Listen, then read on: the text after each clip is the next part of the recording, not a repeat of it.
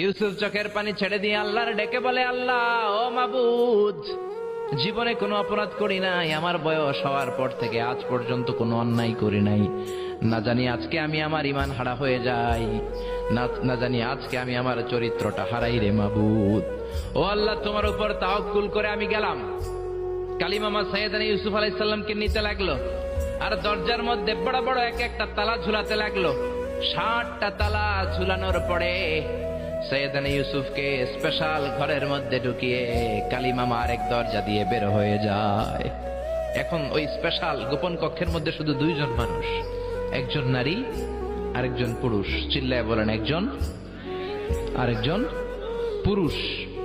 জুলাইখা আর ইউসুফ। জুলাইখা বলে, ও ইউসুফ, বাঁচার কোনো মাধ্যম নাই, যে কোনো ভাবেই হোক আজকে আমি আমার মনোরঞ্জন করেই ছাড়বো, যেমন করেই হোক তোমার প্রেম আমি হাসিল করে ছাড়বো। আমি তোমারে ভালোবাসি। সাইয়েদনা ইউসুফ বলে, আমি আল্লাহরে ভালোবাসি। কারে ভালোবাসি? সুবহানাল্লাহ কইবেন না? জুলাইখা বলে, আমি তোমারে ভালোবাসি। সাইয়েদনা ইউসুফ বলে, ও জুলাইখা, আমি আল্লাহরে ভালোবাসি। একের পর এক জুলাইখা তার দেহের কাপড় খুলতে শুরু করেছে, নিজেকে উপস্থাপন করতে শুরু করেছে। আল্লাহর নবী ইউসুফ ডান দিকে দৌড় দেয়, আবার বাম দিকে দৌড় দেয়। জুলাইখা বলে, ইউসুফ, বাঁচার কোনো মাধ্যম নাই, কারণ বড় বড় 60টা তালা 60টা দরজার ভেতরে আছে না নাই? আরো জোরে বলেন, আছে রাড়াই। পালানোর কোনো মাধ্যম নাই, যে কোনো ভাবেই হোক আমার হাতে তোমার ধরা দিতে হবে। সাইয়েদনা ইউসুফ চোখের পানি ছেড়ে আল্লাহর ডেকে বলে, আল্লাহ, জীবনে কোনো অপরাধ করি নাই, এই বিপদ থেকে তুমি আমারে বাঁচাও। আল্লাহ বললেন, জিব্রাইল, যাও যাও, তাড়াতাড়ি তুমি ইউসুফের কাছে যাও, আমার নবী ইউসুফরে বাঁচাও। আমার নবী ইউসুফের কানের সামনে যে বলো, ইলা নাহিয়াতিল বাব, দরজার দিকে দৌড়াও। কোন দিকে? আরো জোরে বলেন, কোন দিকে? ইলা নাহিয়াতিল বাব, দরজার দিকে দৌড়াও। সাইয়েদনা জিব্রাইল বলে, আমি পৃথিবীতে আমার পুরো জীবনে মাত্র কয়েকটা সময়ে খুব দ্রুত বাতাসের বেগে নেমে এসেছিলাম। এর মধ্যে ওই দিন যেদিন ইউসুফের কাছে ঈমান বাঁচানোর জন্য আল্লাহ আমারে পাঠিয়েছিল। আরেকদিন হচ্ছে যে দিন ইসমাইলকে বাঁচানোর জন্য আল্লাহ আমারে দুম্বা দিয়ে পাঠিয়েছিল। আল্লাহু আকবার।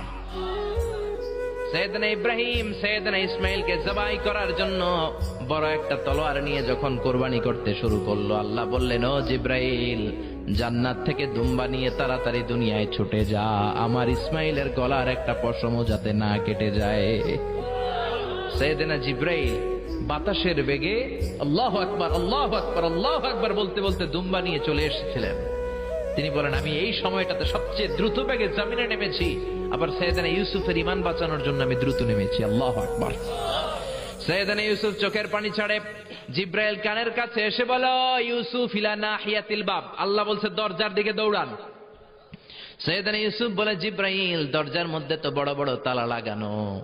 জিব্রাইল বলে, ও ইউসুফ, আমি জানি না, আল্লাহ শুধু এই মেসেজটা দিয়েই আমারে পাঠিয়েছে, দরজার দিকে দৌড়াও। সাইয়েদনা ইউসুফ আল্লাহর উপর তাওয়াক্কুল করে দরজার দিকে দৌড়ালেন। জুলাইখা মনে মনে হাসে।